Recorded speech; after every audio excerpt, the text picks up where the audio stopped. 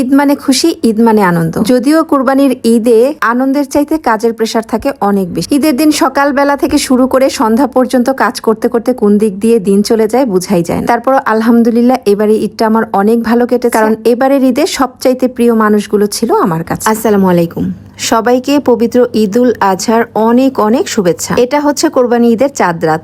আসলে কোরবানি ঈদে তো ওইরকম চাঁদ রাত বলতে কিছু নেই, তারপরও ঈদের আগের দিন কেন যেন মনে হয় এটাই চাঁদ রাত।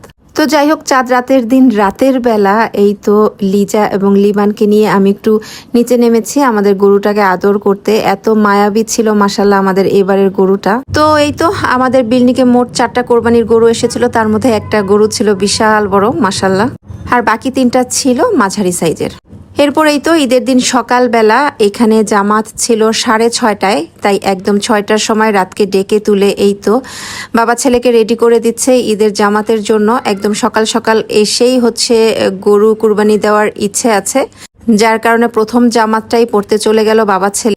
তাদেরকে বিদায় দিয়ে আমি একটু ঘর গুছানোর কাজে লেগে পড়লাম। আমার ঘর ভর্তি মেহমান, আমার শাশুড়ি মা, আমার নিজের মা, আমার ভাইয়ের বউ, ভাইয়ের ছেলে, মানে কোরবানি ঈদে আমার বাসা একদম ভরপুর। তো ঈদ উপলক্ষে এই জায়গাটার জন্য নতুন কিছু কুশন কভার, কিছু চাদর কিনেছিলাম, কিন্তু পরবর্তীতে মনে হলো ঘর ভর্তি মানুষ, তার সাথে ছোট বেবি আছে, আসলে গুছিয়েও লাভ নাই, যার কারণে আর নতুন কিছু বিছালাম না। আগে যেরকম ছিল সেভাবে একটু গুছিয়ে নিলাম। এরপর চলে আসলাম সরাসরি রান্নাঘরে। কুরবানি ঈদ মানেই হচ্ছে গরুর মাংসের সাথে চালের রুটি থাকতেই হবে আমার ঘরে। তো আমি ভাবলাম যে আজকে সকাল সকালই চালের রুটিটা করে ফেলি। তো এই তো আমি আটাটা কাই করতে বসিয়ে দিয়েছি, একটু ঢেকে দিলাম যাতে করে চালের গুঁড়িটা খুব সুন্দর করে সেদ্ধ হয়ে যায়। আর সেদ্ধ হয়ে গেলে এরপরে এই তো বড় একটা ট্রেতে ঢেলে নিচ্ছি। চালের রুটি বানাতে আমার বেশ ঝামেলা লাগে, কারণ এখন এই গরম গরম কাইটাকেই মাখাতে হবে, তা না হলে শক্ত হয়ে যাবে। ঈদের ছুটিতে হেল্পিং হ্যান্ড থাকে না, নিজের কাজ নিজেরই করতে হয়। তাই আজকে কিন্তু আমাকে লিজা হেল্প করছে। আর যেহেতু একা পুরো কাইটা মাখতে গেলে আমি পারবো না, দেরি হলে কাইটা শক্ত হয়ে যাবে, যার কারণে অর্ধেকটা লিজাকে দিয়েছিলাম আর বেশি অর্ধেকটা আমি নিয়েছিলাম। তো এরপর এই তো খুব ভালো করে মথে নিচ্ছি। এখন ভালো করে মথে নেওয়া হয়ে গেলে এরপর আমি এটা কিন্তু সুতা দিয়ে গোল গোল করে কেটে নিয়েছি। বেশি পরিমাণে চালের রুটি বানালে আমি এই প্রসেসটাই ফলো করি, এভাবে একটু আমার কাছে মনে হয় তাড়াতাড়ি হয়। তো এরপর এই তো বাবা ছেলে কিন্তু নামাজ পড়ে চলে এসেছে, তো আমি বললাম একটু কোলাকুলি করো। যদিও তারা নামাজ পড়েই নাকি মসজিদে কোলাকুলি করেছে, তো আমি বলাতে আপনাদের ভাইয়া আবার একটু কোলাকুলি করে রাতকে আদর করে দিল। এরপর তারা চলে গেল নিচে, এখনই কুরবানি হবে। তো আমি এই সময়টা উপর থেকে একটু দেখছিলাম, যদিও যেই মুহূর্তে কোরবানিটা হয়েছে ওই মুহূর্তে আমি থাকিনি, কারণ এবারের গরুটার প্রতি আমার এত মায়া বসে গেছে, মানে ওকে এখানে দেখে আমি রীতিমতো অঝরে কান্না করছিলাম এই পর্যায়ে। তো এরই মধ্যে আমাদের গরু কুরবানি হয়ে গেছে, আমি আর ছিলাম না, আমি এদিকে ঘরে চলে এসেছি। এসে আমি রুটি বেলা শুরু করে দিয়েছি। বেশ কিছু রুটি বেলতে বেলতে ডাক পড়ে গেল, কিছু বোল বাটি দাও, হাঁড়ি পাতিল দাও, মানে কুরবানি ঈদে যেই দৃশ্য সবার ঘরে ঘরে পাতিল গামলা নিয়ে দৌড়াদৌড়ি। তো নিচ থেকে আপনাদের ভাইজান ফোন দিয়ে বললো জাহাঙ্গীর ভাইকে পাঠিয়েছি, কিছু গামলা দিয়ে দাও। তো আমি তাকে গামলা দিয়ে দিলাম।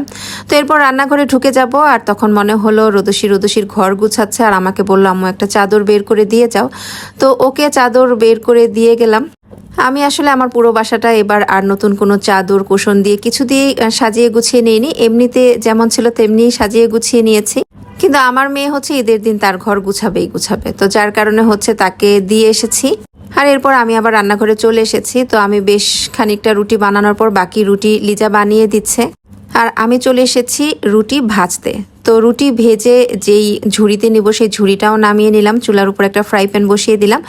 এরপর একের পর এক টপাটপ রুটিগুলো ভেজে নিচ্ছি। চালের রুটি গরম গরম খাওয়াতে পারলেই সবচাইতে বেশি ভালো লাগে, কিন্তু কিছু করার নাই। যদি এই কাজটা সেরে না রাখি তাহলে দেখা যাবে মাংস যখন ঘরে আসবে তখন কাজে অনেক ব্যস্ত হয়ে যাব, রুটি বানানোর আর সময়ই পাবো না। তো যাই হোক, আমার রুটি বানানো কমপ্লিট, এখন হচ্ছে মাংস রান্না করার পালা। তো নিচে কিছু মাংস প্রসেস হওয়ার পরপরই আপনাদের ভাই একটা গামলা ভরে মাংস নিয়ে এসেছে, যেটা আমি এখন রান্না করতে বসিয়ে দিব। তার আগে একটু স্কেলে মেপে নিব, কারণ কি পরিমাণে মাংস আমি নিয়ে এসেছি সেটা আমার ভাগ থেকে পরে মানে কমিয়ে রাখবো, বাকি 2 ভাগে এইরকম মাংস অ্যাড করে দিব। তো আমি এখানে 6.5 কেজির মতো মাংস নিয়েছি, আর এখন এটা পুরোটাই রান্না করে ফেলবো। গতবার আমাদের কুরবানির মাংস প্রসেস হয়ে গিয়েছিল একদম সকাল 11টার মধ্যে, মানে পুরো গরুটাই হচ্ছে সকাল 11টার মধ্যে কমপ্লিট, মাংস বাসায় চলে এসেছিল। কিন্তু এবার দেরি হচ্ছে, এবার 10:30টার দিকে এই 6.5 কেজির মতো মাংস আমাকে দিয়ে গেছে, যেটা তুমি রান্না বসিয়ে দাও, বাকিগুলো প্রসেস চলছে। যাই হোক, কিছু করার নাই, প্রত্যেকবার তো আর এক হবে না। তো আমি কি করলাম, ঝটপট মাংসটা একটু কেটে তারপর হচ্ছে খুব ভালো করে ধুয়ে নিয়েছি। এখন এই তো মাংস বসিয়ে দিচ্ছি। একদম শর্টকাট নিয়মে প্রতিবার যেভাবে রান্না করি সেভাবেই রান্না করছি। প্রথমেই কুচি পেঁয়াজ দিয়ে নিয়েছি, তারপর মাংসের যাবতীয় মশলা যা যা ব্যবহার করে সবাই তাই দিয়ে নিয়েছি। এরপর ভালো করে মেখে চুলায় বসিয়ে দিলাম। যদিও মাংসটা বসানোর পর মনে হলো হাঁড়িটা একটু ছোট হয়ে গেছে, আর একটু বড় হাঁড়ি নিলে ভালো হতো। পরবর্তীতে আবার ভাবলাম যাই হোক, কুরবানির মাংস তো আর পানি ব্যবহার করব না, এই পানি শুকিয়ে মাংস সেদ্ধ হয়ে যাবে, তো কিছুক্ষণ পর কিছুটা হলেও কমে যাবে, তখন পারফেক্ট হবে। তো এইদিকে আমার চুলায় কুরবানির মাংস রান্না হচ্ছে, এইদিকে আপনাদের সাথে একটু শেয়ার করছি যে রোদসির ঘরটা আর গুছিয়ে নেওয়ার পর কেমন লাগছে। আসলে বরাবর একই রকম লাগে, তারপরও মাঝে মধ্যে একটু চাদর চেঞ্জ করলে অন্যরকম লাগে আর কি। তো এই চাদরটা আমি রোজারিতে আমার বেডরুমের জন্য কিনেছিলাম, চাদরটা রোদসির অনেক বেশি পছন্দ, তাই বললাম যে নাও এবারের ঈদে তোমার বেডরুমে এটা বিছিয়ে নাও।